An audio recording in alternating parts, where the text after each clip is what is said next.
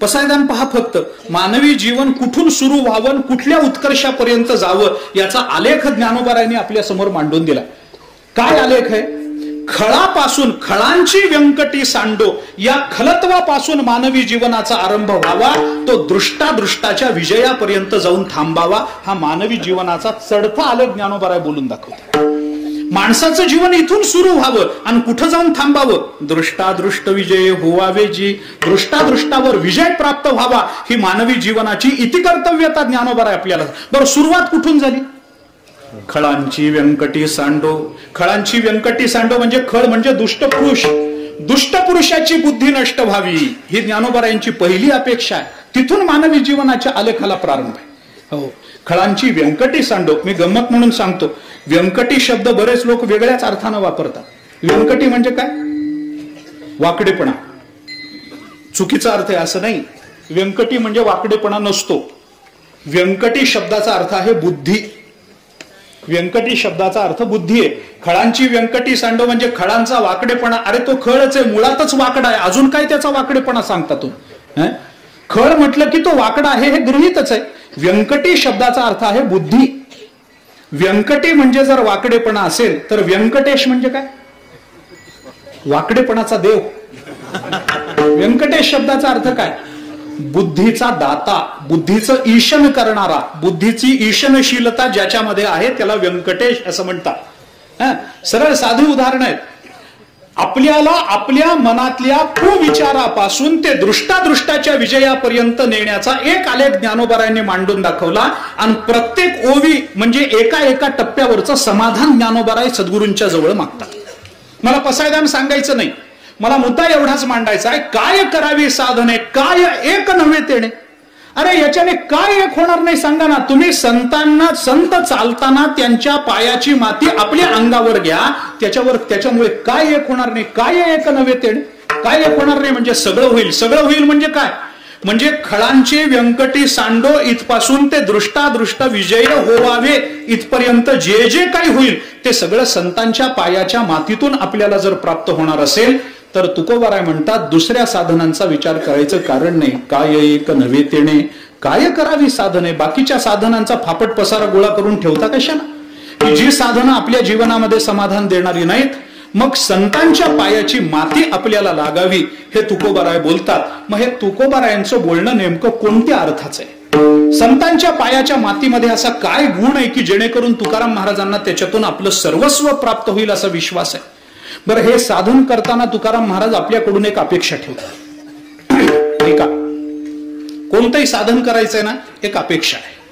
कर्म नावाचं साधन आहे. नित्य नैमित्तिक काम्य प्रायश्चित्त काही कर्म आपल्याला करावं लागतं. काम्य कर्म आपल्याला करायचं, त्याच्यामध्ये काही अपेक्षा आहे, काही अधिकार असावा लागतो. काम्य कर्मामध्ये काय? बापाचं श्राद्ध करायचंय. मी उदाहरण म्हणून गंमत म्हणून सांगतो. बापाचं श्राद्ध करायचंय, याच्यामध्ये आपल्याला काही अधिकाराची अपेक्षा असते की नाही? बापाचं श्राद्ध करायला अधिकार काय लागतो? कमीत कमी बाप मेलेला तरी असला पाहिजे का जिवंतपणीच त्याचं घालायचं? कमीत कमी एवढी तरी अपेक्षा. आम्हाला संध्या करायची असेल तर उपनयन झालेलं असलं पाहिजे, अपेक्षा. काम्य कर्म करायचं असेल तर नित्य कर्म नियमानं करतो आहे, ही अपेक्षा आहे. प्रायश्चित्त कर्म करायचं असेल तर त्याच्याकरता याच्याकडून काही पापाचरण झालेलं असलं पाहिजे, ही अपेक्षा. कोणतंही कर्म करताना ज्ञान प्राप्त करून घ्यायचंय, तुम्हाला काही अधिकार पाहिजे का नाही? उगीच उठसूट कोणालाही ज्ञान प्राप्त होईल काय? होत नाही. मग त्याच्याकरता मग ज्ञानाचा अधिकार बघा, कसा ज्ञानाचा अधिकार असतो तिथे बघा. विचारसागरण, वृत्ती प्रभाकरण, काय काय मला कळत नाही त्यात, परंतु ते सगळं ज्ञानाचा अधिकार काय, ब्रह्मज्ञानाचा अधिकारी कशाला म्हणावं ते त्याच्यामध्ये आलं ना. पहिल्याच तरंगामध्ये काहीतरी आहे ना.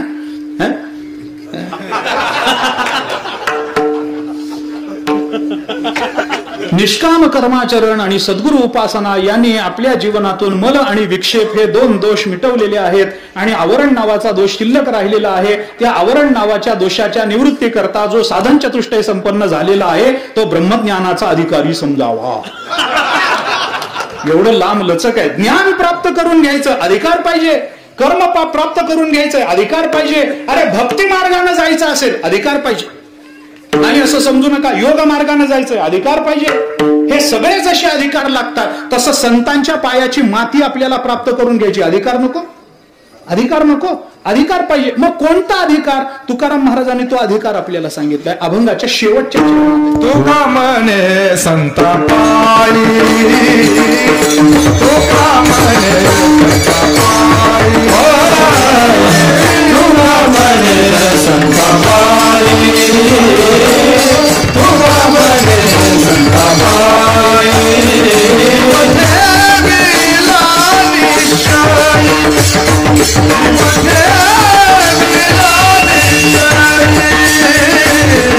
काय करावी साधने, काय करावी साधने, जीवन जीवन काय करावी साधने, काय करावी साधने.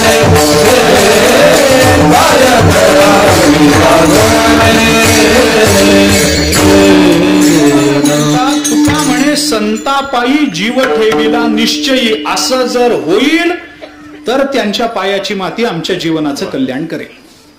साधनेवर विश्वास असावा लागतो. विश्वासाशिवाय साधना होत नाही. विश्वास पाहिजे. कधी ना कधी तरी होईल. अरे काही असेल पण विश्वास पाहिजे अंतःकरणामध्ये. मी विश्वासाकरता म्हणून सांगतो, संतांच्या पायावर आपला जीव पूर्ण समर्पित झाला पाहिजे. काय द्यावे त्यासी व्हावे उतराई, ठेविता पायी जीव थोडा. त्यांच्या पायावर जीव समर्पित करता आला पाहिजे. तो विश्वास पाहिजे की नाही बाबा हेच स्थान असं आहे, बस इथून आपल्याला दुसरीकडे जायचं काही कारण नाही. अंतिम स्थान इथं आल्यानंतर सगळी दुःख इथं निवृत्त होतील, हेच स्थान, असा विश्वास पाहिजे. विश्वास नसेल काही होत नाही. विश्वास नसला काही घडत नाही. मी आपल्याला अनुकूल प्रतिकूल दोन्ही उदाहरणं सांगू शकतो, पण वेळेची मर्यादा आहे. प्रतिकूलतेचं उदाहरण सांगतो. विश्वास नसला तर काय होतं तेही सांगतो. एका गावामध्ये पाऊस पडत नव्हता म्हणून यज्ञ केला. यज्ञ झाला. यज्ञाच्या शेवटच्या दिवशी सगळ्या गावाला जेवायला बोलवलं. अवभृत स्नान, सगळं गावाला जेवण झालं. सगळं गाव लोटलं. सगळं गाव लोटलं. एक लहान मुलगा आपल्या बापाबरोबर यज्ञाच्या त्या स्थळावर आला. मुलाला काही माहित नव्हतं. सगळी गर्दी दिसली, ते काहीतरी होम दिसला, कुंड पेटलेलं दिसलं, काहीतरी दिसलं. त्याने बापाला विचारलं, बाबा हे काय चालू आहे? म्हणे यज्ञ आहे. बर कशा करता? म्हणे अरे आपल्याकडे पाऊस पडला नाही ना, पाऊस पडावा म्हणून यज्ञ केला. मुलाने विचारलं आता पाऊस पडेल?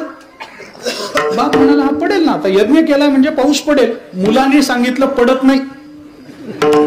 लिहून घ्या माझ्याकडून, पडत नाही. बाप म्हणाला हळू बोल, तुलाही मारतील मलाही मारतील, एवढा खर्च केलाय आणि पाऊस पडत नाही म्हणतोस कशावरून? तो म्हणला मी सांगतो ना पाऊस पडत नाही म्हणून. अरे पण कशावरून? तो म्हणाला बाबा इथं आलेले यज्ञ करणारे यज्ञाचा प्रसाद घ्यायला आलेले, कुणाचाही याच्यावर विश्वास नाही म्हणून. अरे विश्वास नाही तर एवढी गर्दी जमते काय? विश्वास नाही तर एवढा खर्च होतो काय? कशावरून विश्वास नाही? तो म्हणाला बाबा पाऊस पडत नाही, लिहून घ्या, लोकांचा विश्वास नाही. कशावरून? त्यांनी सांगितलं पाऊस पडणारा असता तर सगळे छत्र्या घेऊन आलेले असते, एकही छत्री घेऊन आला नाही, पाऊस पडेल कसा? आमच्या साधनेवर जर आम्ही विश्वासच दाखवत नसू तर ती साधना फलद्रूप होईल कशी? कुठंतरी विश्वास पाहिजे का नाही त्याच्यावर? ते करताना विश्वास पाहिजे. हा कदाचित काल, हा आज नाही उद्या, उद्या नाही पुढच्या वर्षी, पुढच्या नाही अजून 100 वर्षांनी, पण मिळेल याची खात्री पाहिजे ना. हा विश्वास पाहिजे ना. भक्ताच्या अंतःकरणामध्ये तो विश्वास आहे, ज्ञानाच्या अंतःकरणामध्ये तो विश्वास आहे, आणि तो विश्वास जागवण्याकरताच भगवंताची ही वचन आहेत. बहुनाम जन्मनामंते ज्ञानवान माम प्रपद्यते वासुदेव सर्वमिती समहात्मा सुदुर्लभा. बहुनाम जन्मनामंते, आज नाही या जन्मी नाही, अनेक जन्माच्या शेवटी कुठेतरी हे ज्ञान आपल्याला होईलच होईल, हा विश्वास लागतो. अनुकूल उदाहरणही सांगून जातो. आता आलंच आहे उदाहरण तर सांगून जातो. काय 5 मिनिटं उशीर होईल, इकडे तिकडे होईल, तेच म्हणायचं होतं.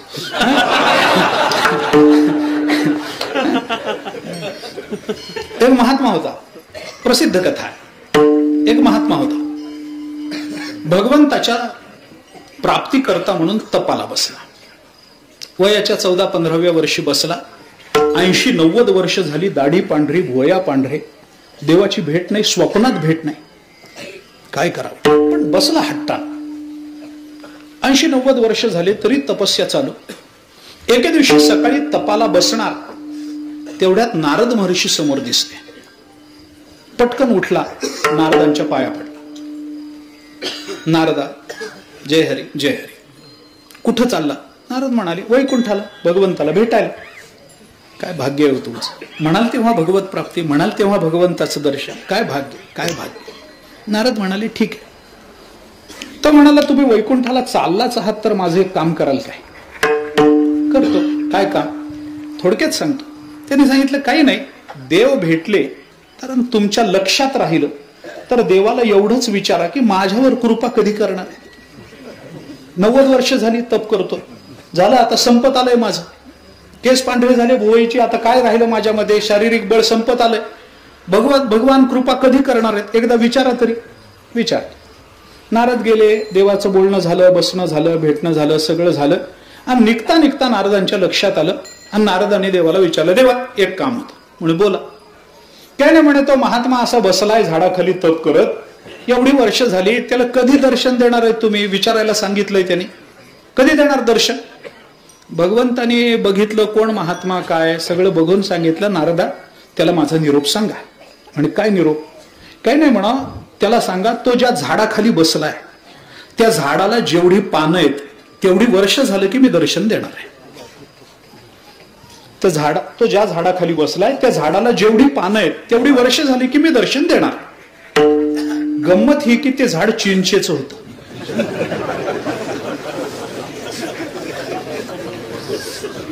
तेवढी वर्ष झाली दर्शन देणार. नारदांना वाटलं देव आहे का हैवान. अरे बिचारा 90 वर्ष आपलं सगळं आयुष्य त्यांनी याच्या चिंतनामध्ये घालवलंय ना, हा त्याची थट्टा करतो. अरे त्या चिंचेच्या झाडाला पानं किती, तेवढी वर्ष हा जगणार कसा, देवाचं दर्शन होणार कसं? काहीतरी बोलता देवा. भगवान म्हणाले, तुम्हाला काय करायचंय? त्यांनी प्रश्न विचारलाय, मी उत्तर दिलंय, त्याचं मला सांगा, माझं त्याला सांगा, तुम्ही कशाला मध्ये पडता? सांगा त्याला, तो ज्या झाडाखाली बसलाय त्या झाडाला जेवढी पानं आहेत तेवढं झाल्यावर मी दर्शन देईन. नारद म्हणाले, ठीक आहे. पण मनामध्ये नारदांना वाईट वाटायला लागलं, अरे हे ऐकूनच बिचारा मरल, नाहीतर तपस्या सोडून देईल, देवाला शिव्या देईल. असं कुठं असतं का? इतकं कुठं असतं काय? अरे कुठे एका बाजूला नाम आठविता रूपी प्रकटपै झाला आणि दुसऱ्या बाजूला ही थट्टा. नारदांनी विचार केला, आपण जाताना त्याला ध्यान लागलेलं असावं. परस्पर निघून गेलो तर बरं होईल, उत्तर द्यायची वेळ येणार नाही. पण तोही महात्मा असा नारद यायची वाटच बघत बसला.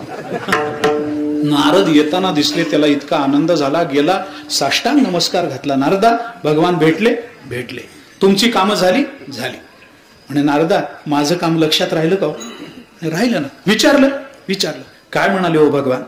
आता कसं सांगावं याला, कसं सांगावं? पण आता नारद म्हणाले, मी तरी काय करू, माझ्या हातात काय आहे? मी काही विनंती केली तरी भगवान काही मध्ये पडू द्यायला तयार नाहीत. नारदाने सांगितलं, ठीक आहे, सांगून टाकावं. नारदाने त्याला सांगितलं, बाबा तू ज्या भगवंताने तुला निरोप दिलाय, तू ज्या झाडाखाली बसलायस त्या झाडाला जेवढी पानं आहेत तेवढ्या वर्षानंतर भगवान तुला दर्शन देतो म्हणाले. नारदांना वाटलं तो वेडाच होईल, देवाला शिव्या देईल, रागावेल, तपस्या सोडून निघून जाईल. पण तोही भक्त असा गमतीचा महाराज नारदांचं उत्तर ऐकल्याबरोबर आनंदानं बेभान होऊन नाचायला लागला. नारदांना वाटलं याला वेळ लागलं. नारद म्हणाले, तुला कळालं ना मी काय म्हणालो ते? कळालं ना. काय कळालं? अहो मी ज्या झाडाखाली बसलोय त्या झाडाला जेवढी पानं आहेत तेवढ्या वर्षानंतर भगवान दर्शन देतो म्हणाले. अरे मग नाचतोस काय वेडे? अरे किती वर्ष लागतील तुला कल्पना तरी आहे का? त्या झाडाची पानं मोजलीस का? तो म्हणाला, अहो किती वर्ष लागतील याला महत्व नाही, कधी ना कधीतरी दर्शन देतो म्हणालेत ना, बस माझं जीवन संतुष्ट. हा विश्वास लागतो साधने. साधनेवरचा अविश्वास माणसाच्या साधनेमध्ये विघ्न निर्माण करतो आणि साधनेवरचा विश्वास साधनेची अपूर्णता भरून काढत असतो. विठ्ठला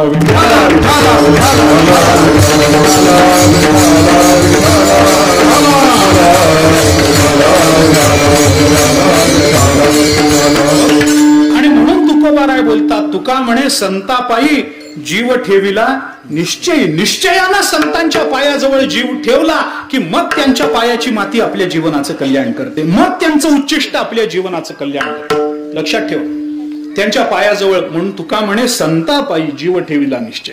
आम्ही ठेवत नाही असं नाही, आम्ही ठेवतो, पण आमचं कसं आहे, जीव ठेवतो, ठेवत नाही असं नाही. पण तुका म्हणे संतापायी जीव नाही, तुका म्हणे संतापापायी जीव ठेविला निश्चय. असं चालत नाही. हे परमार्थाचं स्वरूप नाही. संतापापायी नाही, संतापायी. मध्ये एक पा घालायचा नाही आपला. विठ्ठला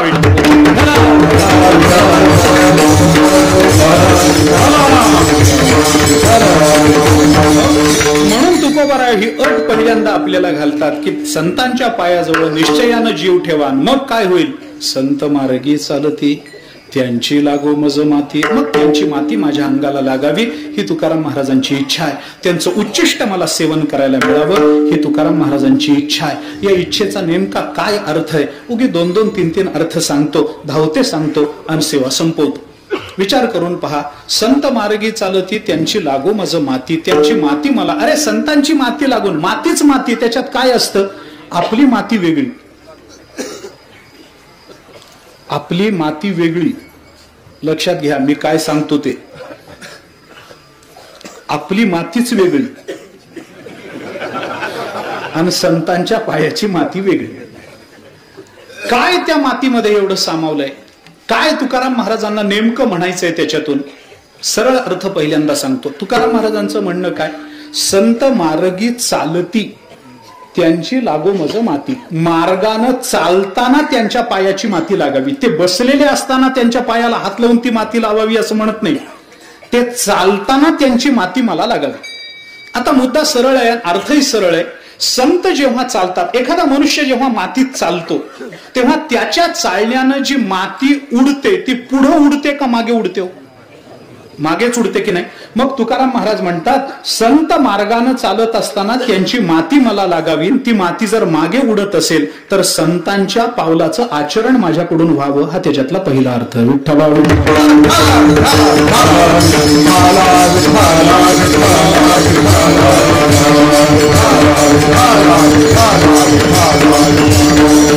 संतांच्या पायाची माती लागावी म्हणजे संतांच्या मागोमाग जाण्याची बुद्धी आपल्याला व्हावी. हे तुकाराम महाराजांचं पहिला अर्थ मागणं त्याच्यातलं लक्षात घ्या. पहिला अर्थ एवढाच आहे. संतांच्या मागे जाणं म्हणजे काय? संतांच्या मागे 2 पद्धतीनं जाणं असतं. 2 पद्धतीनं. उगी धावतं सांगतो. एक कृतीयुक्त आणि दुसरं विचारयुक्त. संतांच्या मागे जाणं म्हणजे संतांच्या विचाराच्या मागे जाणं आणि संतांच्या मागे जाणं म्हणजे संत जसं करतात तसं करणं. म्हणून आपल्या मराठीमध्ये त्याला 2 शब्द आहेत. एकाला म्हणतात अनुकरण आणि दुसऱ्याला म्हणतात अनुसरण. अनुकरण आणि अनुसरण. कृतीचं होतं ते अनुकरण आणि विचाराचं होतं ते अनुसरण. विठ्ठला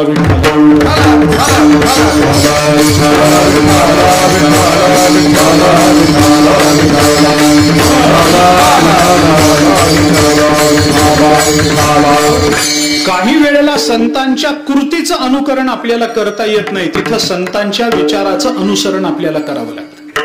आणि काही वेळेला संतांच्या कृतीचं आचरण आपल्याला करावं लागतं. मी प्रमाण दोन्ही देतो आपल्याला, दोन्ही प्रमाण देतो. संतांच्या मागे जाण्याची आपल्याला बुद्धी झाली पाहिजे. महाराज कुणाच्याही मागे जाऊन काही चालत नाही. मागे जायचं असेल तर फक्त संतांच्याच मागे जावं. पुढे गेले ते निधाई झाले वानतील त्याची सीमारे. त्यांच्याच मागे आपल्याला जाता आलं पाहिजे, इतरांच्या मागे नाही.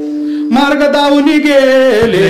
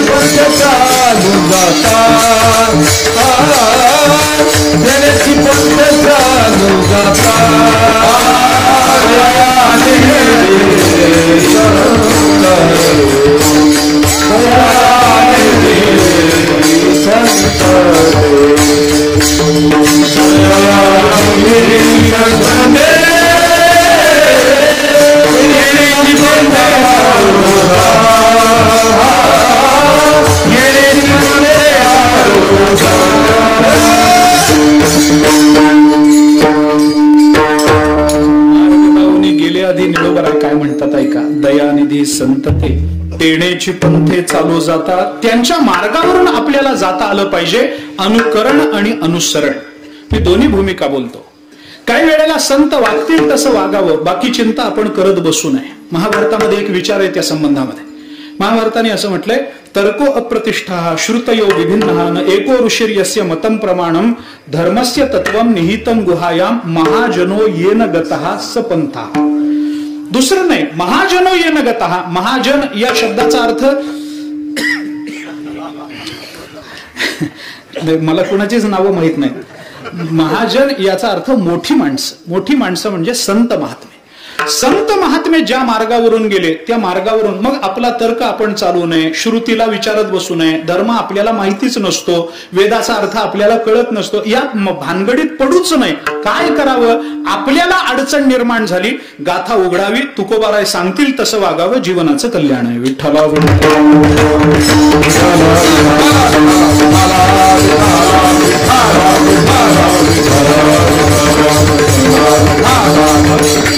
एक कृतीचं अनुकरण आहे आणि दुसरं विचाराचं अनुसरण. ज्ञानोबारायांची भाषा सांगतो. ज्ञानोबाराय काय बोलतात ऐका. श्रुती स्मृतीचे अर्थ आपणची होवनी मूर्त अनुष्ठाने जगा देत वडील जे हे तयाची आचरिता पाऊले पावनी सात्विक श्रद्धा चाले तो ते चिठे विले आहे फळ जैसे. ज्ञानोबाराय चिंतन करताना आपल्याला सांगतात की बाबा श्रुती स्मृतीचे अर्थ आपणची होवनी मूर्त. श्रुती स्मृती जे आपल्या आयुष्यामध्ये जगतात अशा महात्म्यांच्या मागे आपल्याला जाता आलं पाहिजे, म्हणजे त्यांच्या विचाराचं अनुसरण करता आलं पाहिजे. कृती आणि विचार या दोन्ही अर्थानं संतांच्या मागे जाता यावं, याचा अर्थ संतांच्या पायाची माती आम्हाला लागावी. विठ्ठला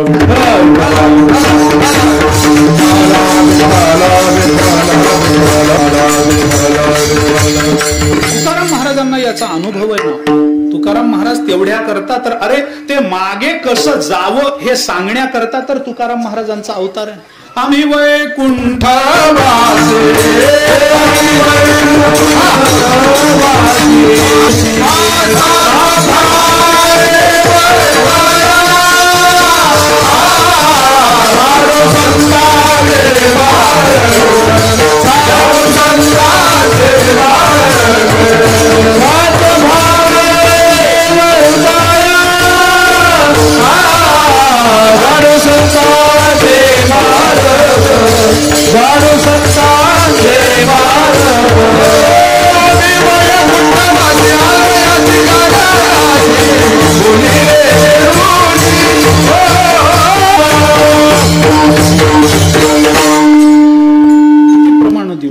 वाचा बोलो वेदनीती करू संती केले ते.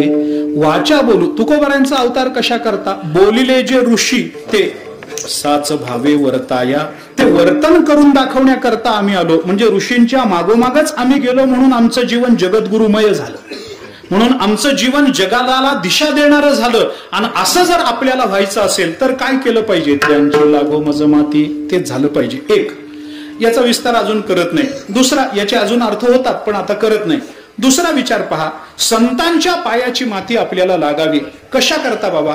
कारण संतांच्या पायाची माती आपल्याला लागावी, कारण संतांच्या पायाची माती जिथं असते तिथं फक्त संत नसतात म्हणून. एक वाक्य बोलतो, देवाच्या प्राप्तीमध्ये भगवंताचीच प्राप्ती आहे, पण संतांच्या प्राप्तीमध्ये संत आणि भगवंत दोघांची प्राप्ती आहे. ऐका, परमात्मा भेटला परमात्माच.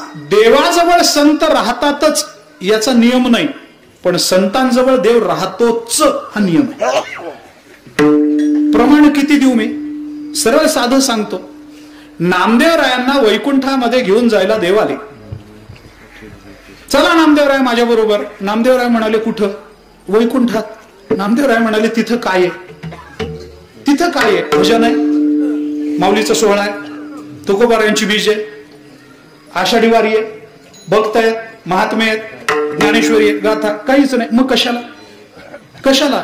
नामदेवरायांनी म्हटलंय वैकुंठ खोपट जुनाट झोपडी नको आड आडी घालू आम्हा. वैकुंठा जाऊन काय बा करावे, उगीच बैसावे मौन रूप. कशा करता. शेवटी भगवंतानी, मी गंमत म्हणून सांगतो, भगवंतानी शेवटी त्यांना सांगितलं, आहो चला मी तुम्हाला अमृत देतो. अमृत ते तर इथं मिळत नाही ना, ते अमृता करता चला. नामदेवराय हसले. नामदेवराय देवाला म्हणाले, देवा काय अमृताचं कौतुक सांगता हो तुम्ही. तुमच्या वैकुंठातल्या आणि स्वर्गातल्या अमृताचं कौतुक सांगता? देवा तुमच्याकडे फक्त अमृत आहे, आमच्याकडे अमृतानुभव आहे. आहे का तुमच्याकडे? आहे का तुमच्याकडे? तुमच्याकडे जर अमृतानुभव नसेल, नुसतंच अमृत असेल, काय करायचंय? काळकुटाचे सहोदर मृत्यू बेणे प्याले अमर दियाचे पुरंदर 14 जाती, करायचंय काय त्या अमृताला घेऊन? काही गरज नाही. इथं अमृतानुभव आहे, आनंद इथं आहे. देवा नको, वैकुंठ खोपट. भगवंतानी सांगितलं बरं चला तुम्हाला चिंतामणी देतो, चिंतिलेलं देणारा चिंतामणी. नामदेव यांनी विचारलं देवा किती चिंतामणी आहेत तुमच्याकडे, किती आहेत? भगवान म्हणाले एक. नामदेवराय म्हणाले इथं चेतना चिंतामणीची गावच्या गावं पडली आहे, तुमचं एक घेऊन करायचं काय? कशा करता? नामदेवराय वैकुंठाला गेले नाहीत म्हणजे परमात्मा जिथं आहे तिथं नामदेवराय जातीलच असं नाही. पण वैकुंठी तुम्ही नसे, एक वेळ भानुबिंबही न दिसे. योगियांची मानसे उमरडोनी जाय, परी तयापाशी पांडवा. मी हरपला गिवसावा, जेथ नाम घोष बरवा करीती माझा. ज्ञानोबा 9व्या अध्यायाच्या सुरुवातीला आपल्याला हे चिंतन सांगतात की परमात्मा जिथं आहे तिथं संत असतीलच असं नाही, पण संत जिथं असतात तिथं मात्र परमात्मा नक्की असतो. नुसता परमात्मा नाही, मग संतांच्या पायाची माती आपल्याला मिळावी हे तुकोबारायांचं बोलणं साधं नाहीये, प्रमाण देतो म्हणत नाही.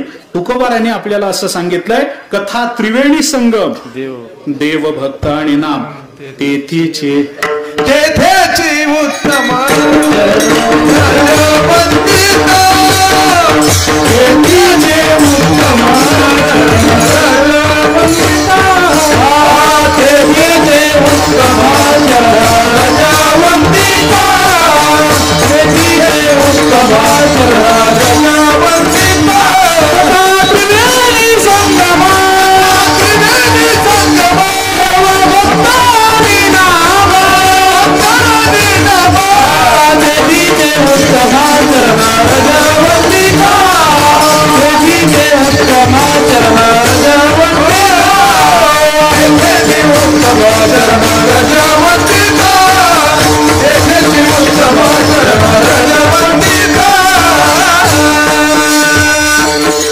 कथा त्रिवेणी संगम, देवभक्त आणि नाम तेथीचे उत्तम. रजःकण वंदिता, ते रजःकण आपल्याला प्राप्त होणं म्हणजे देव भक्त आणि नाम या तिन्हीची प्राप्ती होते.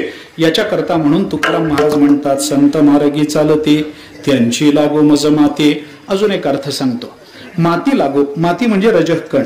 रज हा जो शब्द आहे की नाही, हा रज शब्द पृथ्वीचा वाचक आहे. रज, त्यांची माती नागावी. माती म्हणजे काय? पृथ्वीचं उपलक्षण म्हणून मातीचा विचार करा. आणि पृथ्वीचं उपलक्षण म्हणून मातीचा विचार करताना पृथ्वीचं दुसरं एक नाव आहे क्षमा. संतांच्या पायाच्या मातीमध्ये क्षमा राहत असते, हे लक्षात घ्या. संतांच्या पायाची माती म्हणजे क्षमा आहे. आता याचा विस्तार करत नाही. संतांच्या कोणकोणत्या अंगामध्ये कोणकोणता गुण राहतो याचा विचार करण्याचं कारण नाही, पण संतांच्या पायाच्या मातीमध्ये जर क्षमा राहत असेल तर तुकाराम महाराज म्हणतात परमार्थ सिद्धीला जाण्याकरता फक्त एवढा एक गुण पुरतो, क्षमा. आता हे उदाहरण देण्यात तात्पर्य नाही, इतिहास पुन्हा पुन्हा तोच तो सांगण्यामध्ये तात्पर्य नाही, पण काट्याने मारणाऱ्या मंबाजीला, आता हे खरं खोटं देव जाणे, काट्याने मारणाऱ्या मंबाजीला तुकाराम महाराजांनी कशाने जिंकलो? फक्त क्षमा, फक्त क्षमा. क्षमा शस्त्र जया नराची हाती, दुष्ट तया प्रती काय करी. तुकाराम महाराज म्हणतात, अरे ज्याच्या हातामध्ये क्षमा नावाचं शस्त्र आहे, कोण त्याचं काय करू शकतं महाराज? कोणी काही करू शकत नाही. जर तुकाराम महाराजांना अवघड होतं का? मी तर सरळ म्हणतो ना, अहो जर मंबाजीने एवढं मारलं, तुकाराम महाराजांनी एकदा डोळे उघडून रागानं मंबाजीकडे बघितलं असतं तर मंबाजीला स्वतंत्र सरपण लागलं नसतं. अरे ताकद होती का नाही? सामर्थ्य होतं का नाही? होतं. पण असं जर केलं असतं तर त्याच्यानंतर बीजेची वारी भरली नसती. त्याचं उत्तर सांगतो मी. असं जर तुकोबारांनी केलं असतं तर त्याच्यानंतर बीजेची वारी भरली नसती, हे लक्षात घ्या. तुकाराम महाराजांच्या बीजे करता आज जी मरमर चालते, कोणत्या कारणामुळे? तुकाराम महाराजांचा क्षमा नावाचा गुण आहे, तो आपल्याला त्यांच्या मातीतून प्राप्त व्हावा ही तुकाराम महाराजांची इच्छा आहे. एक अर्थ अजून सांगतो, अजून 8 आहेत पण एक सांगतो शेवटचा अर्थ सांगतो, कारण मला उच्चिष्टाचा विचार थोडासा करायचा आहे.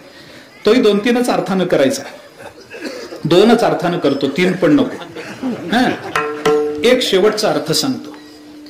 संतांच्या पायाची माती आपल्याला लागावी असं तुकाराम महाराज म्हणतात. काय बाबा त्या मातीत एवढं काय? कृतार्थता आहे. कृतार्थता कशा नाही? परमात्मा स्वरूपते नाही.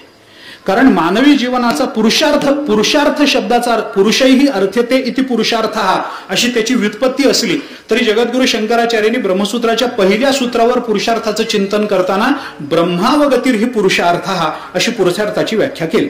परब्रह्म स्वरूपाला प्राप्त होणं हा पुरुषार्थ आहे. आणि पुरुषार्थ म्हणजे जर इति कर्तव्यता असेल, परमात्मा स्वरूपता म्हणजे जर इति कर्तव्यता असेल आणि त्या मातीनं इति कर्तव्यता होणार असेल तर संतांच्या पायाची माती म्हणजेच परब्रह्म आहे. विठ्ठल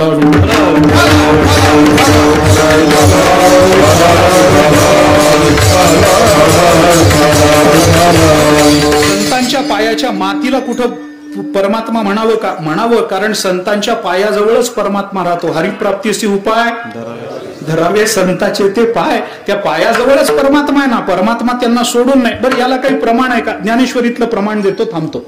ज्ञानोबारांनी चिंतन करताना असं सांगितलंय, जे ज्ञानासीही न चोजवे ध्यानासीही नागवे ते अगोचर फावे गोठी माझी ते एवढे एक सौभग जे वळघे वाचेचे अंग गुरु पाद पद्म पराग लाहे जैका. विठोबार खुमाये